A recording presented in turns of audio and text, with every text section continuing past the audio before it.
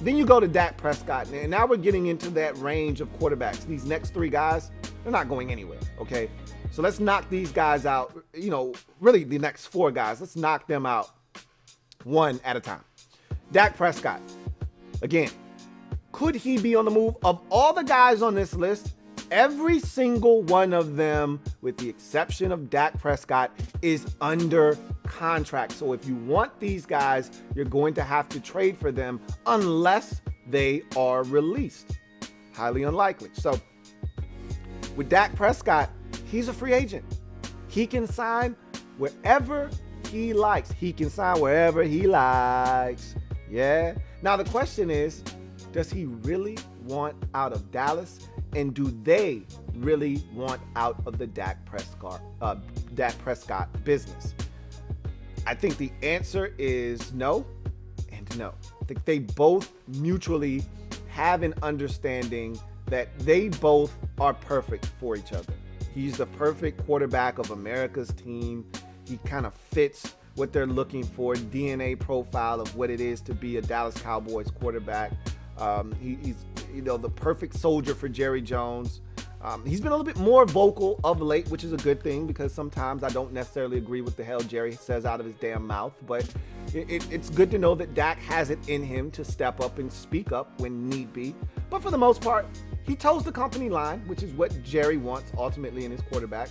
And Dak has shown the ability to grow and get better as a passer in this league.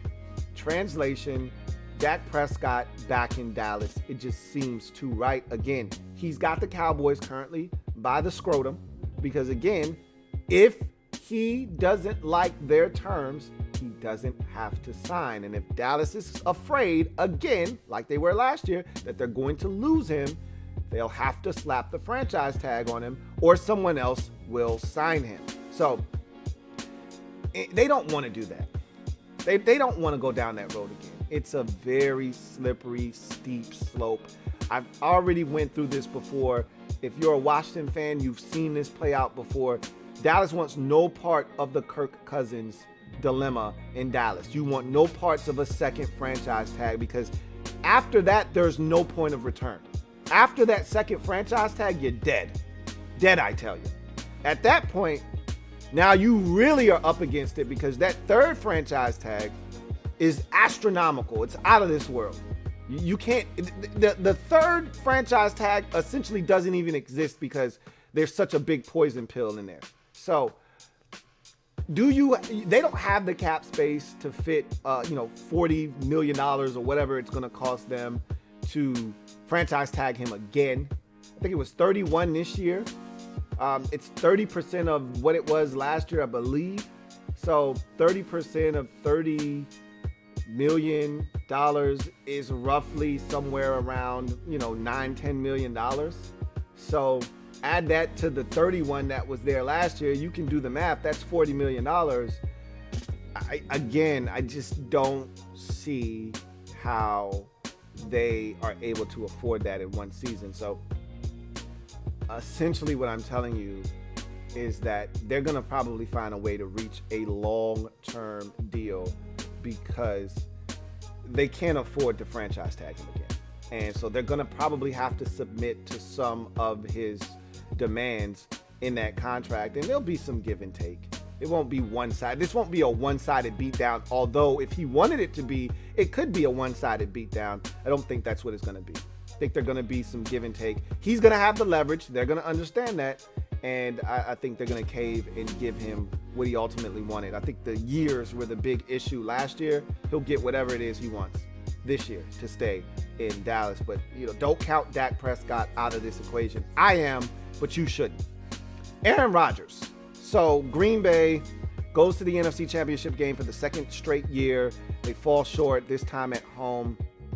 And there was a lot of speculation after the game. Is Aaron Rodgers going to be back? Did he play his last game in Green Bay? And I was like, shut up. Get out of my face with that nonsense. There's no way Aaron Rodgers is done in Green Bay after an MVP season. and taking his team to the NFC Championship for the second consecutive year. I get it. Jordan Love's there. They have, essentially invested in a young guy. They traded up to get him. At some point, they're going to want to see what the return is on this investment of Jordan Love. Yeah, but they got plenty of time to do that. Like I said, year 3 of that rookie contract is when you start to get antsy if you're the Packers. That's when you start to say, okay, we really need to find out what the hell we're dealing with here with Jordan Love. It's not year 2. You're not really that worried about Jordan Love going into his second season. You're like, okay, you can sit another year and learn behind Aaron Rodgers. It's not going to kill you. Year 3 is when you're like, okay, we got to get this young fellow on the field and see what he's about. We got to find out now. So next year, I think it's his last year. You know what's interesting with this, though, is what Aaron has done since the NFC Championship game. He's been on Pat McAfee's show every week this season, and I thought he had some telling quotes about why he's chosen that platform to speak on. He said, I'm tired of people speaking for me when they don't know what the hell they're talking about. I figured I'd just come up here and speak for myself. Tired of people using my name and my likeness to make themselves relevant when I can speak for myself. So instead of allowing people to talk about what they don't know and, get some fame and some attention off of that, I think I just do it myself, So he's pretty much said that he expects to be back in Green Bay, and their general manager says we'd be stupid not to have him back in Green Bay next year. However, Rodgers also added at the end of that, this is the NFL, it's a business, and there are no guarantees in this business, as we know. So kind of leaving that door slightly ajar. It's barely open. And look, the one thing I can say is that Aaron is being somewhat belligerent in the sense that we're hearing, and I don't know how true this is. I can't confirm nor deny this. But Aaron is talking about he wants new money now. I want a new contract. And he's talking about how, the call wasn't his to not go for it on 4th down, and how he might not be there. You never know. He's kind of leaving things open and to chance. And a lot of this feels like a guy that's stirring the pot a little bit. You can tell he's a little annoyed by the situation the Packers have put him in with them trading for and drafting Jordan Love. And I think he's going to do, and I was reading something and I thought it was a great point. Forgot where I read it. But the person that wrote this essentially said he's I think it was Jason Lockhan-Ford. He's kind of, taking the Tom Brady route on his way out of New England, where Tom, you could tell, was getting a little fidgety. It wasn't as fun in New England. You could feel the end nearing, and Tom started to be a bit of an ass. Like, when did Tom Brady ever complain about money in New England? But when we got to the end of that New England deal, he started complaining about not making enough money. Why? Because he knew that was going to help him get out of New England. He started complaining about the lack of targets and this, that, and the third because he wanted out of New England. And, I'm not saying that's essentially what Aaron Rodgers has done, but, he's trending in that direction. Aaron hasn't been a big money guy. He hasn't been a big, they always have taken care of him from a financial standpoint. He's never really been in a position where he's had to complain for his in Green Bay, but you're hearing that. I don't know how true it is, but you're hearing him not happy about his contract situation all of a sudden. He's not happy how the season ended. He's not happy about how they traded for Jordan Love. He's not happy about their lack of weaponry that they've added over the last couple of years. That he's not happy that more likely than not Aaron Jones won't be back. So we'll see how that goes. Look, let's just get to the numbers quickly and then we'll move on, because I still don't think anything's going to be done here, personally. Aaron Rodgers, if he's on the Packers roster, he's due $37 million, okay? That's the cap hit. If they were to trade him, they'd be on the hook for 31 of that $37 million. So essentially they'd save $6 million. Is $6 million worth trading Aaron Rodgers? The answer to that isn't just no, it's hell no, okay? $6 $6 million isn't worth trading Aaron Rodgers for when you still got a chance to win a Super Bowl. It just doesn't make any sense.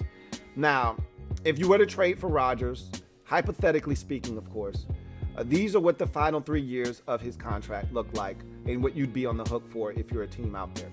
$23 million, 25.5, 25.5. So essentially what that amounts to is $84 million for Aaron Rodgers' services over 3 years. We just did the math on that. That's roughly $27 million per year. So essentially, what you're doing there is you're putting yourself in a position where, is that? No, that's not 80. That's not 81. That's $71 million. 74, excuse me, $million. 51 plus 23 is $74 million. So roughly you're looking at 24 and some change for Aaron Rodgers per year over the next 3 years. Easily you could see why he would want a new contract. That's not enough for a guy of his stature. But when we start adding in the age, Aaron Rodgers is 38 years old, okay? When we start talking about age, that's right in line with where the aging quarterbacks have been on the pay scale. Drew Brees, $25 million a year. Tom Brady in New England, I think it's, or Tampa Bay, I think he signed a deal paying him roughly $26 or $27 million a year, I think it was, in Tampa Bay. I don't quite remember the numbers on that deal, but that's the neighborhood. If you're a veteran quarterback, I think Phillip Rivers' deal was somewhere around $24 million for that 1 year in Indianapolis. If you're an aging veteran quarterback, you're somewhere in that $23 to $27 million threshold, somewhere in there in terms of where you are on the pay scale. So that's right about what you would expect Rodgers to get. Now, could you rip that up if you trade for him? And, most likely what you would do is you just make it sweet. You'd sweeten that deal, with a bunch of incentives and roster bonuses and things of that nature, just to make him feel at ease about the amount of money he's making, even though it's not going to hurt you against your cap. Throw a $10 million roster bonus. If you throw 45 touchdown passes, here's another $6 million. If you eclipse 40 touchdown passes, it's, $4.5 million, something along those lines. But at the end of the day, I don't think he's going anywhere. So that doesn't really need to be discussed. Matt Ryan. It was a name that a lot of people bandied about this offseason when we started talking about veteran quarterbacks. Whoa, you could get your Matt Stafford. What about Matt Ryan? Well, first of all, it's Matthew Stafford. His mama named him Matthew. I'm going to call him Matthew. But in the case of Matt Ryan, he's not going anywhere. It doesn't behoove the Falcons to trade him. As a matter of fact, it'd be the dumbest thing they could possibly do. They're going to draft a quarterback. That doesn't mean that they're going to steer away from that at number 4. They're drafting a quarterback, if I had to guess. All right. But they're not trading Matt Ryan. That's for damn sure. Here's why. Here's why I can all but guarantee you Matt Ryan will be the starting quarterback of the Atlanta Falcons come week 1 of the 2021 season. Matt Ryan's cap number is roughly $41 million. It's 40.9 to be exact. Let's just round it up to 41. All right. If they were to trade Matt Ryan, that number escalates to $44.4 million. So essentially, you're eating the entire salary and you're going to have to pay an additional $3.4 million just to move him. Why would I inflict that kind of punishment on myself to move a guy that isn't looking to be moved? Just doesn't make any sense. Matt Ryan's going to be the starting quarterback of the Atlanta Falcons in week 1 of 2021. Now, what does Matt Ryan's future hold in Atlanta past this upcoming season? I can't confirm nor deny that, but he'll be the starter week 1. So any of the Matt Ryan conversations, let's dead those right now. He's not going anywhere. Okay. That would be the equivalent of the Atlanta Falcons committing salary cap suicide. to move on from a guy that isn't clamoring to be moved on from. Doesn't make any sense. And he's still playing at a pretty damn high level. Oh, by the way. So Matt Ryan, let's go ahead and take him off the list. Doesn't make any sense. LouieTeeNetwork.